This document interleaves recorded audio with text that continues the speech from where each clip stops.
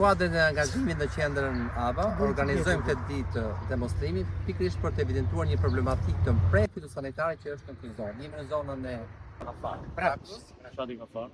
që është një zonë e cila ka një kultivim intensiv të ullrit, por ka dhe kushte klimatike të cilat po krijojnë disa shqetësime të mprejta fitosanitare. Kështu që këtu ku jemi sot pikërisht do trajtojmë problematikat që kemi në lidhje me një sëmundje shumë agresive si është syri i pallojit. Pra, problematika kryesore e mos kultivimit pikërisht lidhet drejt për drejt me rrëzimin masiv të gjethe të shkaktuara nga syri i pallojit. Si shikoni konkretisht.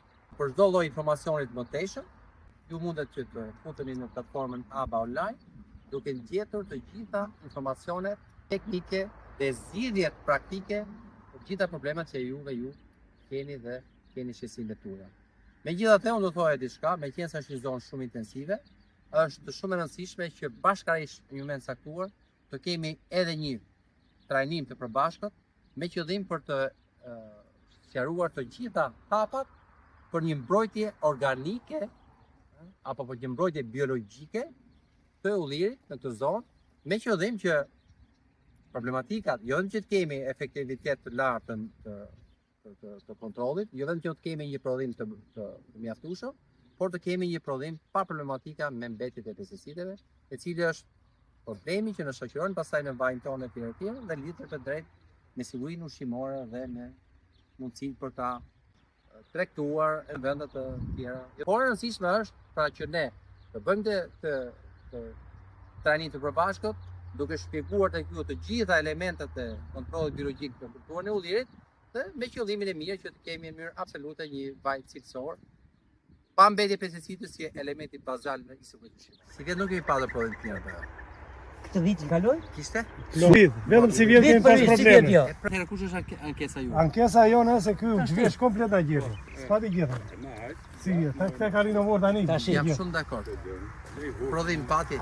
Prodhim vitin e kaluar, vit për vit. Unë kam marrë vit për vit, ky viti 6, vit për vit. Pra vitin e kaluar. Në çdo vit spanjolli këtu ka dhënë. Ky vit që është tani është bosh.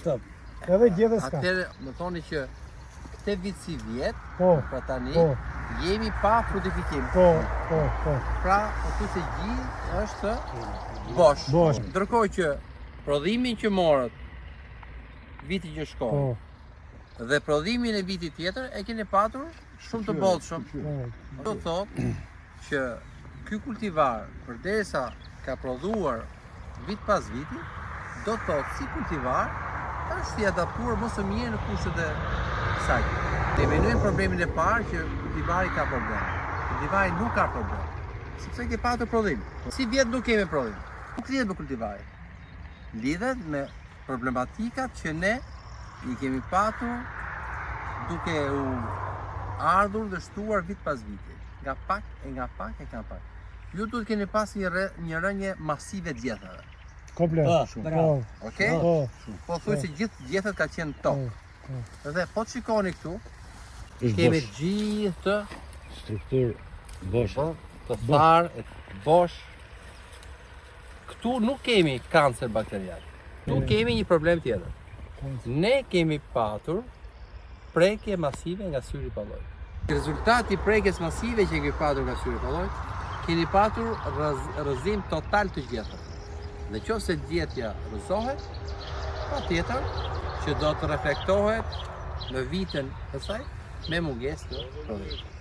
E para punës është një sëmundje që nuk merret shumë konsiderat nga fermeri, mendojnë që s'ka problem, por është sëmundja që në momente të caktuara absolutisht ka drejt për drejt ndikimi në një.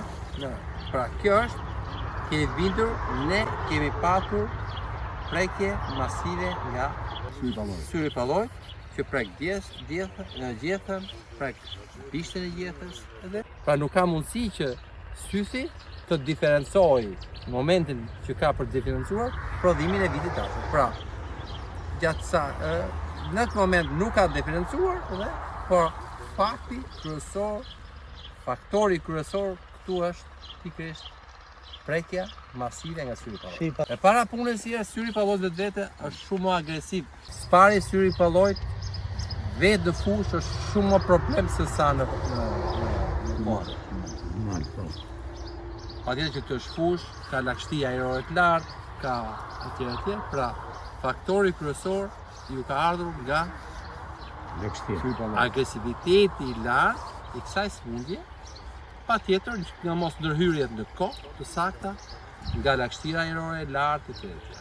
Kjo është skeletizim në saj të një rënje masive të gjetheve si rezultat i sëmundjes së syrit pallojt. Lidhet drejt për drejt, pavarësisht se kemi një densë etj, por i mundësisë pjesa kurorës poshtë ka kriju mundësi që të kemi më pak lagështi ajrore. Patur më pak lagështi ajrore, shikoni, kemi probleme shumë më të pakta. E mira është që herën 2-3 vite, ne të 3 apo 5 vite të bëjmë një analizë stoke. Mbi bazën e saj thua saktë fare, don kaq apo e don aq. Pra, fjala ime që të themi e don kaq, duhet të thonë mbi bazën një analize. Te hedhja rreth 1 kg gjysmë fillimisht është, por rreth e rrotull, gjithmonë atjetër e pastër, ku është projekcioni i kurorës, rreth e rrotull, 1 kg e gjysmë, hera, domethënë dora e parë. Që ne ta kemi më mirë hedhim më pak dhe e kemi më të njëtrajshme, me qëllim që të kapim gjithmonë një zhvillim normal të vegetacionit. Këto janë në korelacion apo në lidhje me problematikën fitosanitare që ne kemi. Pra po e bëjmë këtë trajtim suplementar, me qenë se kemi patur një problem shumë të mpret nga duam patjetër që ne të japim masë vegetative. Kështu që pas ndonjë rreshje apo nëse kemi në mundësi të vaditje, trajtimi me këtë klerim azotik është më seriosifikueshëm. Pak vonë nga data 20-25 qershor, në qofse gjykoni ju bashkë me ABën, të vim të bëjmë dhe një diagnozë diferenciale në lidhje me patogjen që kemi, që të rekomandojmë dhe një ndërhyrje pastaj me atë produkt që do shikojmë funksionin të saj analize që do na dalë. Profesor, do të pyesim, cilat janë fazat të ndërhyrjes për ndryshe syrin e pallojit? Fazat. Para ndalimi. Që do ndrysh për të sulmuar syrin e pallojit.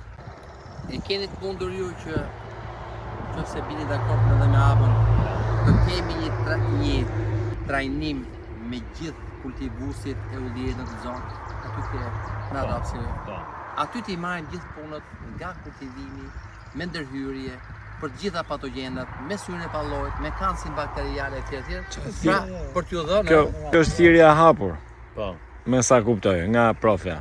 Tash i caktoni datën. Pra, mendoj që përveç se një angazhimi për të dhënë më të mirën, kuptimin e njohurie të qëndrueshme për ju, absolutisht vetë. Kështu që mendoj që në qoftë se ju gjykoni, i gjithë komuniteti ju, i cili absolutisht të sa lidhet me përpunimin, sepse është një zonë goxha e madhe kjo tani me ullirin apo jo. Dhe në qoftë se ne e lejmë bosh prodhimin nga njëra anë, e lejmë prodhim jo cilësor nga ana tjetër dhe vaj do na vijë tjetër. Ndërkohë, të gjithë mund ndjekin qendrën ABA për identifikime dhe zgjidhjet e dhëna aty. Në të njëjtën kohë. Po të futeni te platforma ose në qendrën ABA, e cila është një platformë digjitale online, të gjitha artikujt për syrin e pallojit, kansin bakterial, verticilioz, nisën e ullirit, penjë ullirit, i keni shumë të thjeshtë të shpjeguar. Si veprohet? 1, 2, 3. Krasitja është thash bërë mirë, nuk është bërë mirë. Është e pa imagjinueshme që ju të keni, shikoni, kjo vetëm se kryen mundësinë e një rritje të lagështisë ajrore. Jam i mendimit që 70, 80 apo 90 cm, kjo do të rrije pastër. Tiu duke qenë e pastër, krijohet mundësia që nga poshtë ne nuk kemi, sepse agresiviteti i kësaj sëmundje lidhet drejt për drejt me nivelin e lagështisë ajrore.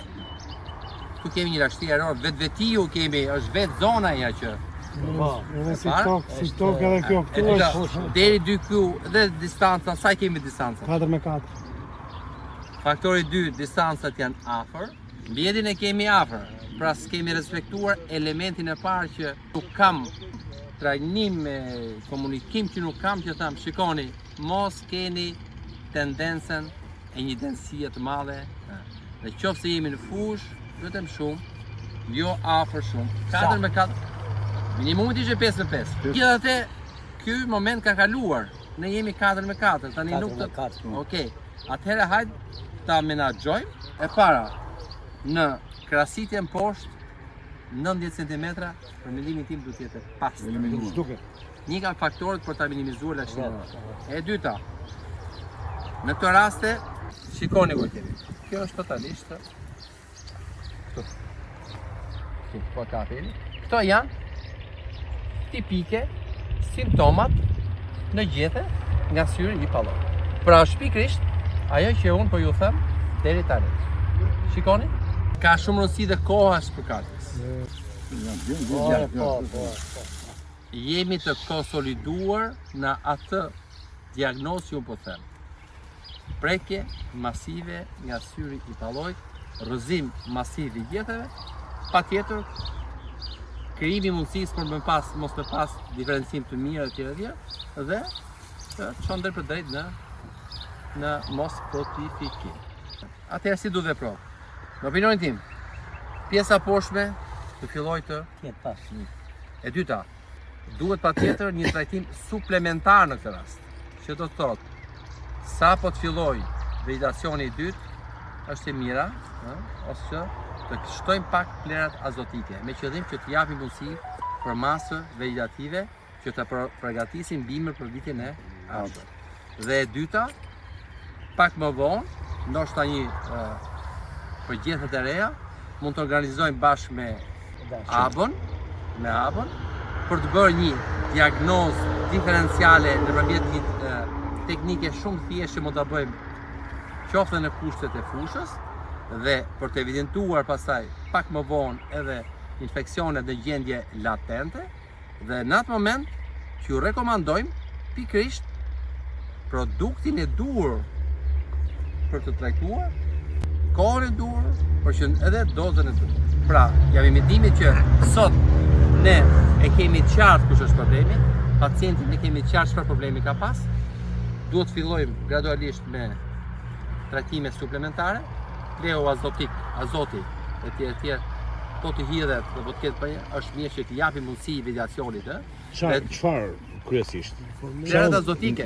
Nitrat azot tepër thonë. Plerat azotike, urea. Urea. Mendoj që urea është më qëndrueshme. Qa sezone?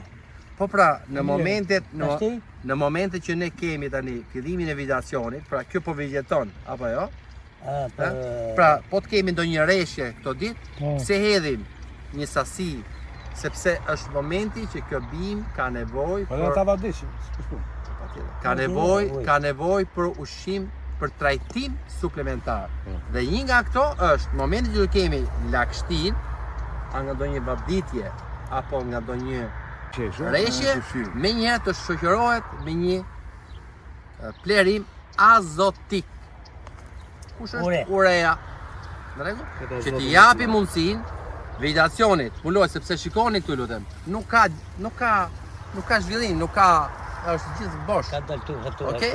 Dhe e dyta, pak më vonë të jemi përsëri bashkarisht me qëllim për të bërë një diagnozë diferenciale për këtë patogjen, për këtë sëmundje, që është në gjendje latente, ku ne të rekomandojmë dhe kohën e ndërhyrjes pastaj, qoftë gjatë asaj kohe, qoftë edhe në fillimin e vegetacionit dytë që mund të jetë nga vjeshtë.